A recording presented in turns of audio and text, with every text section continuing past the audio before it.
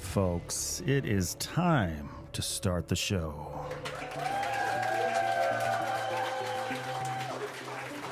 Yes. Hallelujah. Simmer down. All right. All right, folks, thank you for tuning in to the Dark Stream, the official live stream of the Dark Mind podcast. Be sure to follow me on Instagram, X, formerly known as Twitter, as well as on YouTube for obvious reasons. Remember, I'm available on almost every podcast platform, so if there's a particular platform you prefer and you can't find the show, just let me know and I will see what I can do. Thank you to everyone who listens to the show regularly, and I hope to host these live streams more frequently. So, going to start the show off with a book review. It's an exceptional work of speculative fiction published by Wicked House Publishing and written by William F. Gray, and the name of the book is The Devil Within Us All.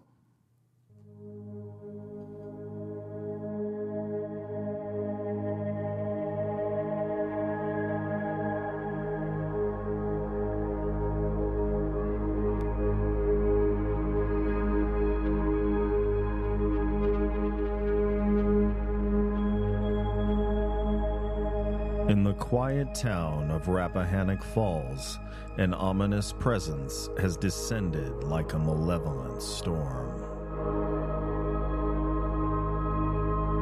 The local wildlife flees, leaving an unsettling sense of foreboding among the townsfolk.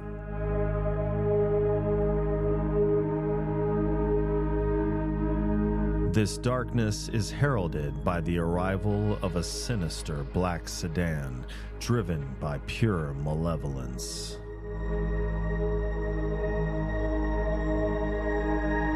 From that moment on, the hidden malice within the townspeople begins to surface, leading to violent acts that some resist while others embrace.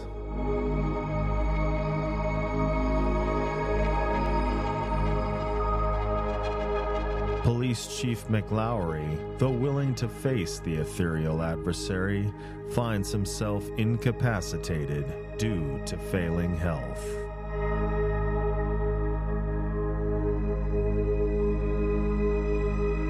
However, amidst the escalating violence, good-hearted individuals, like a resilient young woman named Olive, rise against the tide.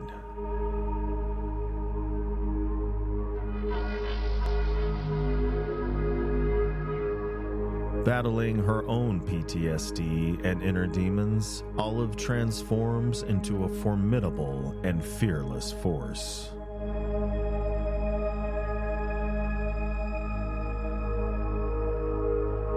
Teaming up with a conflicted former preacher named Isaac, who suffers from a crisis of faith, they launch an offensive against the malevolent entity and its puppet, Ramsey.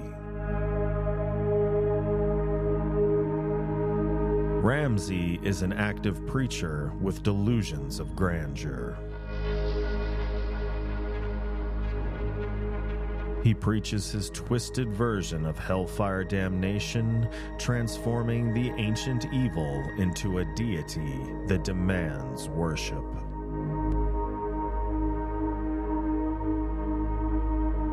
The mounting tension arises from the uncertainty of who will succumb to their dark desires next.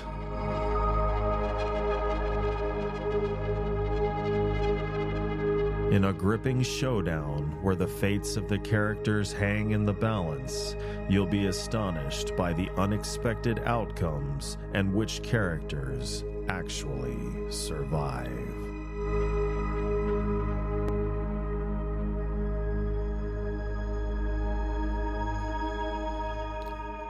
The Devil Within Us All is a gripping work of fiction with a profound social commentary. The villain embodies a spine-chilling fusion of human and reptile, and together with Ramsey, symbolize evil politicians projecting a false, benevolent front. The book goes beyond the deceit of politicians and exposes the darkness they awaken within the collective population. The narrative has characters you'll love, characters you'll despise, and you might be taken aback by the ones you find to be the most relatable. Available on Amazon and Barnes & Noble. Links are in the description. All right, folks. The phone lines are now open. The number to dial. All right, folks. We have our first caller of the evening, a very talented author, and it's almost as if I conjured him by reviewing his book. The book, The Devil Within Us All. The author, William F. Gray. Awesome. Happy to be here, man. Super excited. I have nothing better to do on a Friday night, you know? Well, I don't know about that. Didn't you just have a little one? Well, I guess not you, your wife did. I'm sure you were there. I don't know if I could not. I don't think I could have done that myself. But yeah, we just had a baby girl named Violet Eleanor. Violet Eleanor. And, awesome. Yep. She's really cute as a button, so I'm very, very happy about it. So okay, nice. So you are at the Gray, what do you call it, Gray Manor, just hanging out with the fam? If you could call it a manor, you can call it the Gray Townhouse is more like it. But that's what we're doing tonight. Oh, yeah. Relaxing. You have a townhome?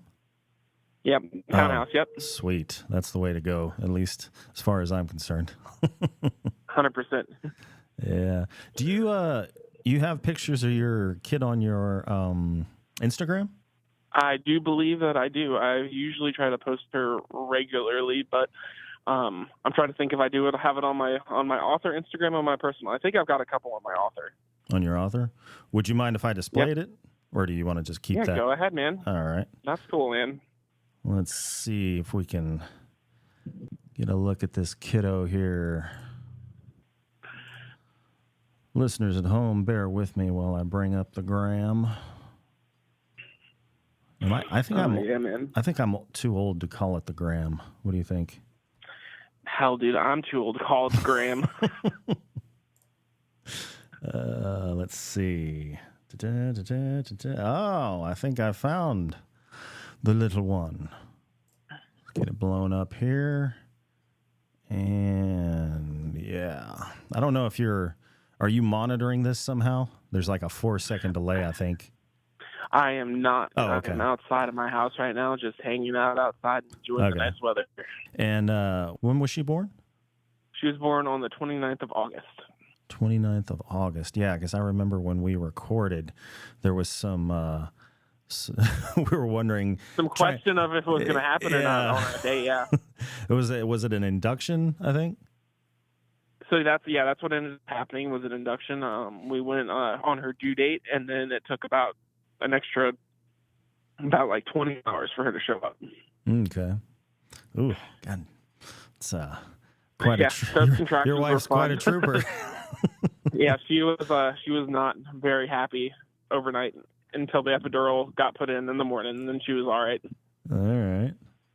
Oh, yeah, here's a bunch more down here. Okay. Oh, look at that little one. Oh. Yeah, she's cute and she knows it. She uses it to her advantage 1,000%. Yeah, the cute ones think they can get away with anything because they do. I know. Awesome. Well, let me switch back over here. There we go. Yes. So, how is the Devil Within Us All doing? Your book, not like some metaphorical probe into your psyche at all, but if you want to talk about that. It's still doing really well. Around about 2 weeks before we did the interview, I hit the bestseller status on Amazon, and it's nice. Stayed pretty high in the ranking since then. I found out, so I've sold 3 times as many copies of Devil in a 3-month period as I have of The Man Behind the Door in 18 months, which is pretty surreal. And I've sold a pretty good amount of the Man Behind the Door, so it's a pretty validating experience to learn that. Nice. And I wanted to, let's see, bring it back here. I wanted to make sure people know about your your website here. It is pretty solid. So here we go, folks. A small town, a monster with the power of persuasion, a police chief hanging onto a... oh, the mailing list blocked me. Damn it. I know. I was reading so passionately, and then it just popped up. But yeah, everybody get on the mailing list, and you have The Devil Within Us All, as well as The Man Behind the Door, which we talk about on the episode, and yep. Excuse me, which we talk about on the episode based on some very personal events in your childhood and whatnot. Yep. It looks like, direct links to buy. You can get signed copies, folks. You know, one day those are going to be worth a shitload of money. That's what people keep saying. I don't know if I believe all that, but we'll see what happens. Totally. Don't pay attention to the naysayers. That's right. Or actually, I guess in this case, you are the naysayer. Stop being a naysayer. I know. I got to manifest it, man. Yeah. The secret. Is that what it's called? The law of attraction or whatever? Something like that. I mean, I'm a firm believer in manifestation. You know, you put your mind to something, you believe it's going to happen, and it happens. You know. Yeah. And it definitely helps at least with your mindset and pushing forward. So. Yeah. Yeah. I mean, you definitely need a goal. You definitely need a plan of attack, a trajectory to achieve that goal. So yeah. 100%, man. I mean, when I published 18 months ago, or 19 months ago now, I definitely didn't envision being where I am now. So that's a win in and of itself right there. Nice. Yep. Well, I was going to, well, first of all, let me ask, the hijinks that the baby's getting away with, do any of them involve you losing a buttload of sleep? Surprisingly, it's not too bad. She sleeps about 3 to 4 hour blocks. I usually get up with her first, and my wife gets up with her second since I'm back to work, and then she sleeps pretty good through the night. It's really shocking. It's during the day, my wife is trying to get stuff done, and she just wants to be held the whole time. So my wife doesn't get much done during the day right now, and it's driving her nuts. Any we talked about your job as a pharmacy tech. Any interesting character developments?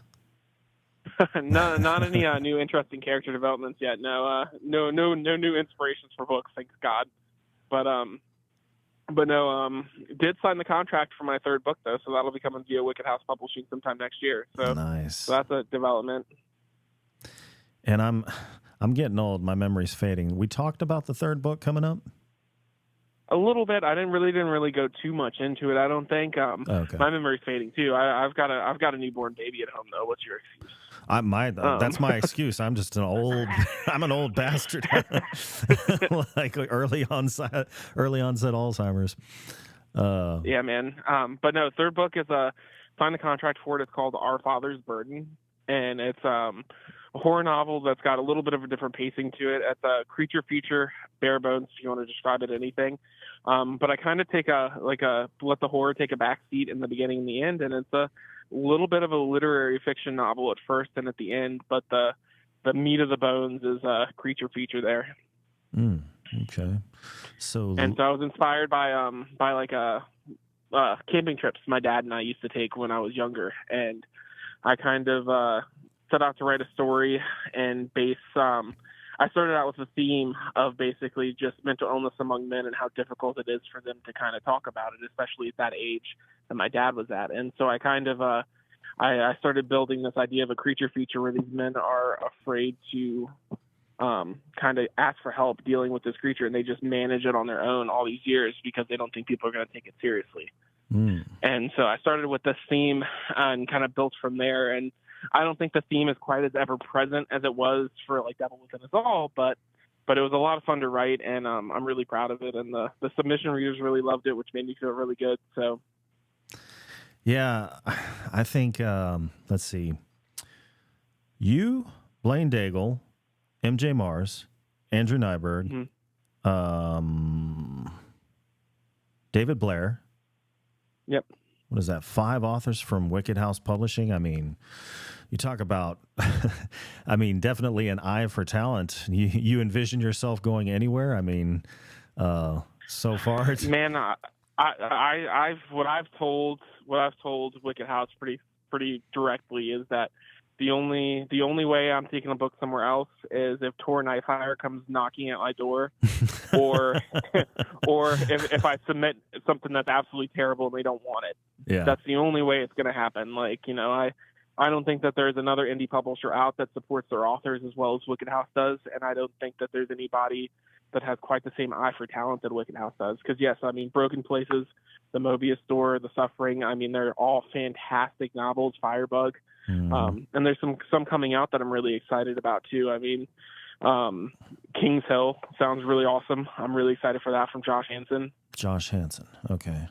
Yeah, I think it's Josh Hansen. There's 2 Joshes. I'm pretty sure Josh Hansen is King's Hill, but I'm really excited for that one too. And they just have such a their submission readers are looking at books first and people second, and finding the really talented authors with really creative ideas, and I think that's incredible. Yeah.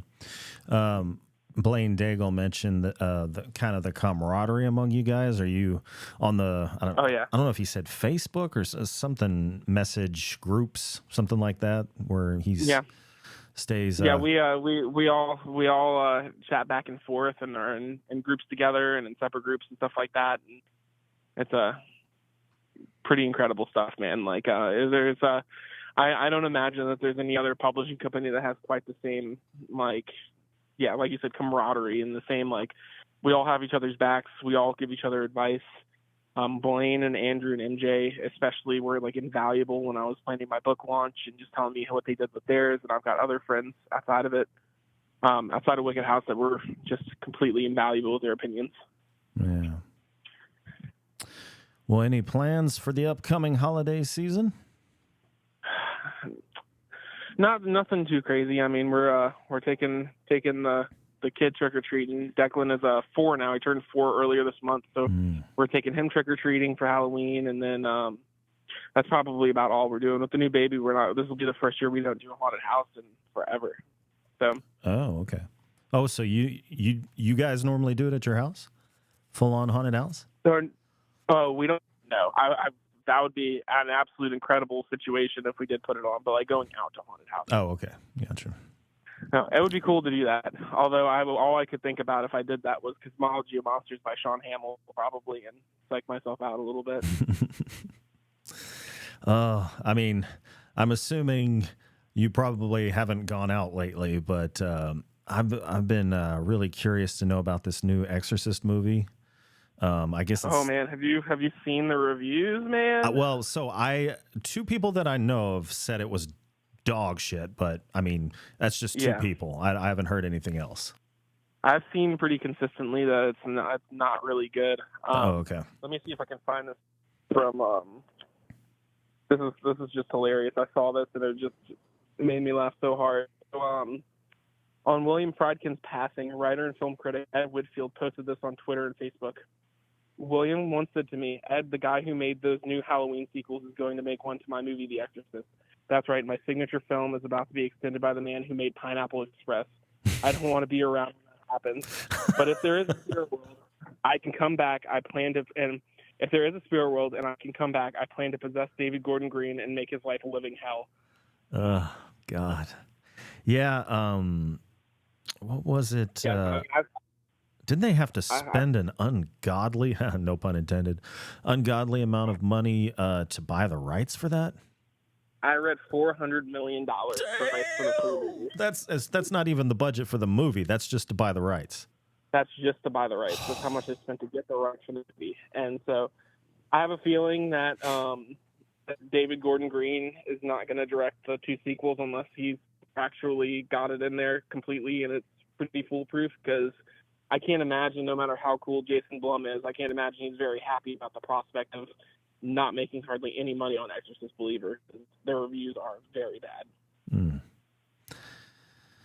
Well, I don't know. You think there'll be enough, just enough, what kind of interest would you call that? Morbid curiosity, just to give it a shot regardless of the reviews, that it might I mean, I don't know. I don't know if you can. I like the original Exorcist is, credited by a lot of people as the scariest movie they've ever seen. For when it came out, it was like the movie that defined that generation of horror. But I think for the Exorcist believer, it's when you're dealing with something like The Exorcist that's as beloved as that, you're doing a direct sequel.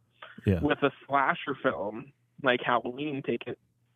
People give those movies chances time and again, and because it's a slasher, it's almost like a lesser form of horror for a lot of people. People will still go see it even if it's bad. I feel like for Exorcist, because the original is such a gold standard for horror in general. The original novel is, the original movie is, and combined with how bad Halloween Kills and Ends was received, I think that the goodwill has run out and people are just not gonna pay their own money to see it. I think once it hits streaming, it's gonna be a #1 streaming hit, but in theaters, I don't know. Yeah, they're not getting my money. I'll tell you that. Even if I didn't have a baby, they wouldn't be getting my money. The only thing that makes me want to see it is the fact that Ellen Burstyn is in it. There's like an original person in it. So yeah. But well, I heard the legacy aspect of it is like the worst part. Like having her come back was kind of a waste because she doesn't really serve a purpose. Really? Yeah. Like it would have been like, it was one person that I saw that they felt like it would be a decent movie if it wasn't for the fact that they didn't try to make it a legacy sequel. So I don't know. I want to see it pretty badly, but it's going to be something that I watch at home and probably have to be a couple beers deep or a couple drinks in to enjoy. Yeah. What's your limit on what you let your 4-year-old watch? Is it just kind of... We try to be as like reasonable as possible. Like we're not really strict about it, but we don't watch horror around him or anything. He really loves Coraline, but we have to skip the spider part. Mm-hmm. And because the spider part freaks him out when she turns into the spider, like he hates it. But he loves Coraline. He loves like Tim Burton stuff and that kind of deal. Beetlejuice gave him a little bit of it didn't give him nightmares, I don't think, but it definitely spooked him a little bit. So we're trying to like ease him into a little bit of dark fiction, but we're slowly getting there. Mm. He does say whenever we go down to my office and anytime I've got a book out, he says, "I love that book." He says, "It's cool." And so he said that about Blaine's book, The Broken Places. Uh-huh. He said, "That's my favorite book." And I said, that's good taste, buddy. And then he saw my book. He said, "No, that's my favorite book." And I said, "That's better taste." Yeah, there you go. But yeah. Nice. All right, my friend. Well, when is the... did you tell me a release date on the third edition, the third novel? I don't have a third book release date yet. I'm hoping earlier in 2024 than later. I've got another book that I've pretty much finished at this point that I need to edit and try to get in before the end of the year to get a second book on the roster for next year, hopefully, because I'd like to get 2 releases out next year. Mm-hmm. Get my back catalog beefed up a little bit. And I'm also working really hard on creating some short fiction and potentially putting out a collection on my own sometime before the end of this year or very beginning of next, and try that out. Nice. So, yeah, working hard at it, man. I want to get more stuff out there and keep finding readers. It's a really incredible thing to connect with readers that enjoy your work or even just have honest, critical feedback of it. It's just a really, really unique, one-of-a-kind experience that I treasure. You're like a shark that got a taste of blood. You can't stop. Yeah, that is probably the best description of me that I've ever heard. Yeah. Awesome. Well, I'll be sure to put all the appropriate links in the description, and I guess I should now say viewers at home. Keep an eye out on the podcast. William's episode will be coming out soon. And any parting words, sir? Stay golden, everybody. I mean, just keep supporting indie horror. Indie horror is like the best place to be right now, in my opinion. There's some really incredible voices here, and every page you read in Kindle Unlimited, every book you buy is is making authors' dreams come true. So just keep it up. Awesome. Mic drop. Well, thank you for calling in, sir. I know you're a busy man. I appreciate it. 100%, man. Thanks for having me. All right. Have a good night. You too. Later. All right. Great call. Want to keep that energy going if we can. Leave the phone line open. The number to dial. All right, folks. I have another book review for you.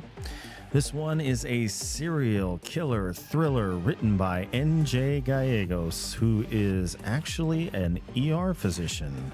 And you can tell after you read this book. The name of the book is The Broken Heart.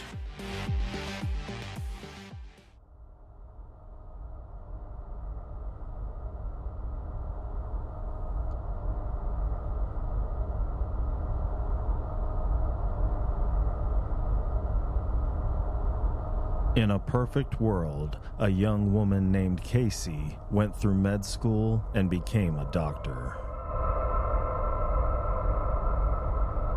Unfortunately, in the real world, she marries an abusive alcoholic. After postponing and ultimately deciding not to return to medical school, Casey gives birth to a boy named Owen. And as Owen grows older, he exhibits signs and symptoms of sociopathy. This not only makes him the subject of gossip behind Casey's back, but also makes her fearful of having him around other children. To add insult to psychopathy, Casey becomes pregnant again and suffers severe heart complications as a result of the pregnancy, necessitating a heart transplant.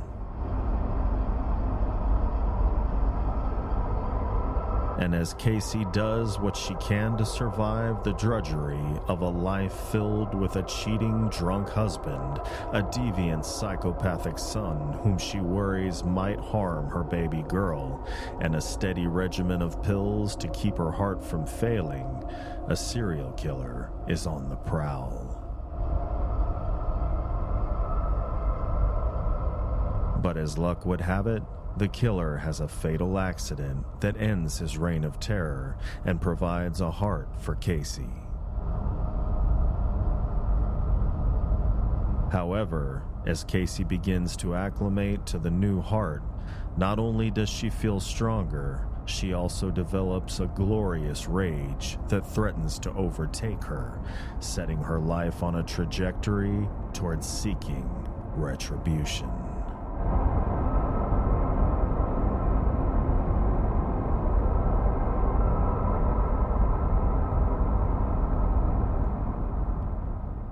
The Broken Heart is a psychological thrill ride providing a generous dose of biological terror. The tormented protagonist undergoes a profound journey through adversity that ultimately leads to a triumphant revenge. The medical and biological elements are graphic, detailed, and mirror NJ's experience as a physician. It's a very satisfying journey through one woman's transformation from being a meek, wounded doormat to becoming a violent force of nature. Available on Amazon. Links are in the description. All right, folks. Phone line is back open. The number to dial is... All right, folks. I have yet another book review. This is a very unnerving look into a young couple's journey through pregnancy. It's by Bram Stoker Award-winning author Robert Ottone, and the name of the book is The Vile Thing We Created.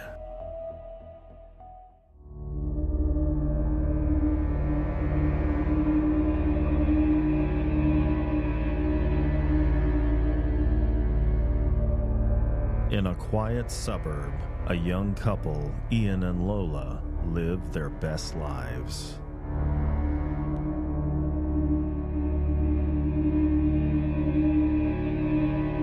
They're both dedicated to their work and to each other.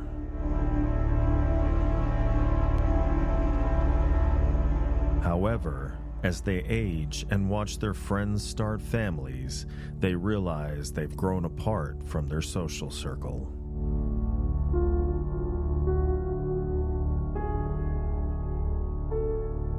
Confronted with this stark realization, they begin to question whether they desire parenthood.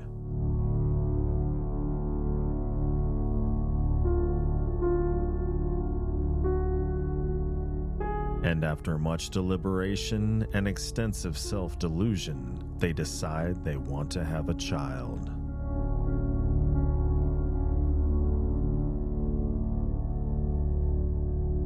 The news of the pregnancy is warmly received by Lola's family.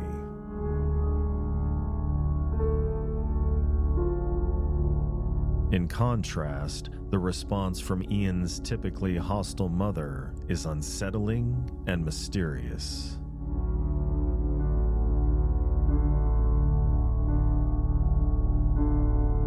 Initially, the pregnancy is uneventful, but then unforeseen complications arise.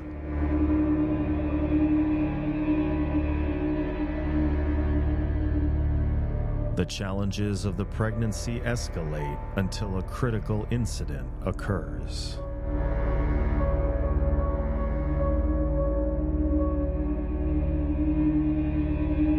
Upon the child, Jonesy's birth, his two distinct eye colors immediately hint at something cryptic about him.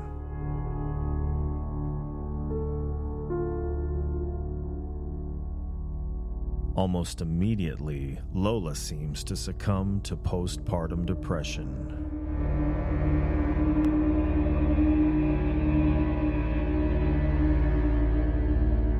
Initially, she struggles to bond with the child, but soon her condition worsens, accompanied by vivid hallucinations.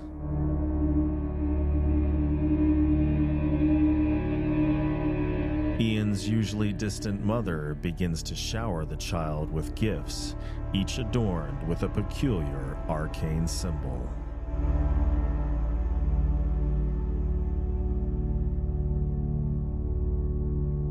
And as the story unravels, Ian uncovers more about the mystery surrounding his mother's past and his father's absence.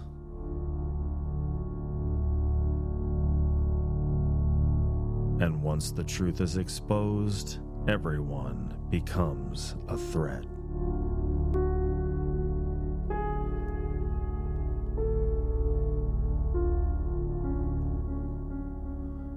The Vile Thing We Created is an unsettling tale centered around the peculiar pop culture of parenthood. From maternity genes to onesies to stretch marks and episiotomies, every raw detail is addressed. The story is relentless with its description of the psychological turmoil of postpartum depression. With the addition of a secret society to add esoteric intrigue, the story is both transgressive and mystical.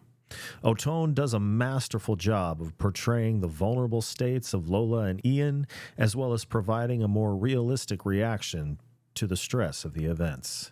Available on Amazon and Barnes & Noble. Links are in the description. All right, folks, I am going to open up the phone lines one last time, see if I might get one more call before we shut it down. So, you know the number.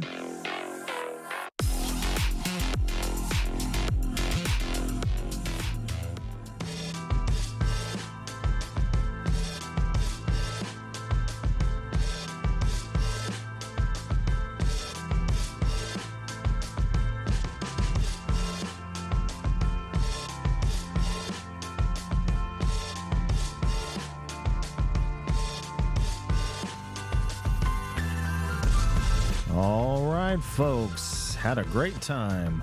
Thank you to everyone that tuned in, called in, and got into the chat. A special thanks and congratulations to William F. Gray. Be sure to tune in this Tuesday when I will be joined by a writer of short stories with a penchant for V.C. Andrews. So until then, stay healthy, stay sane, and as always, thank you for listening. See you next time.